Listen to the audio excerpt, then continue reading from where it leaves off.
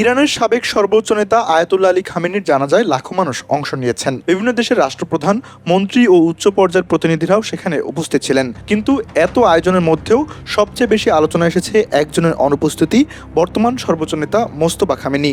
গেল ২৮ ফেব্রুয়ারি যুক্তরাষ্ট্র ও ইসরায়েলের হামলায় আলী খামেনি ও তার পরিবারের কয়েকজন সদস্য নিহত হন। ওই হামলায় গুরুতর আহত হন মোস্তফাও। এরপর থেকে তিনি আর জনসম্মুখে আসেননি, এমনকি বাবা ও স্ত্রীর জানাজাতেও অংশ নেননি। ইরানি কর্তৃপক্ষ বলছে তার জীবনের উপর এখনও বড় ধরনের নিরাপত্তা হুমকি রয়েছে, তাই তাকে প্রকাশ্যে আনা হয়নি। তবে এই ব্যাখ্যায় সবাই সন্তুষ্ট নন। অনেকের মতে একজন সর্বোচ্চ নেতার এমন অনুপস্থিতি স্বাভাবিক নয় এবং এতে জনগণের মনে নানা প্রশ্ন তৈরি হয়েছে। তেহরানের কিছু বাসিন্দা মনে করছেন মোস্তফার উপস্থিতি দেশের স্থিতিশীলতার প্রতীক হতে পারত।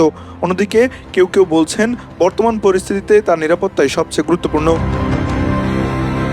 এদিকে ইসরায়েলের প্রতিরক্ষামন্ত্রী প্রকাশ্যে মোস্তফা খামেনিকে হুমকি দেওয়ার পর তার নিরাপত্তা নিয়ে উদ্বেগ আরও বেড়েছে। রয়টার্সের তথ্য অনুযায়ী হামলায় তিনি গুরুতর আহত হয়েছেন এবং এখনও পুরোপুরি সুস্থ নন। রাজনৈতিক বিশ্লেষকদের মতে কোনো দেশের সর্বোচ্চ নেতাকে দীর্ঘ সময় জনসম্মুখে না দেখা গেলে গুঞ্জন ছড়ানো স্বাভাবিক। তবে বর্তমান নিরাপত্তা পরিস্থিতি বিবেচনায় মোস্তফার অনুপস্থিতির পেছনে বাস্তব কারণও থাকতে পারে।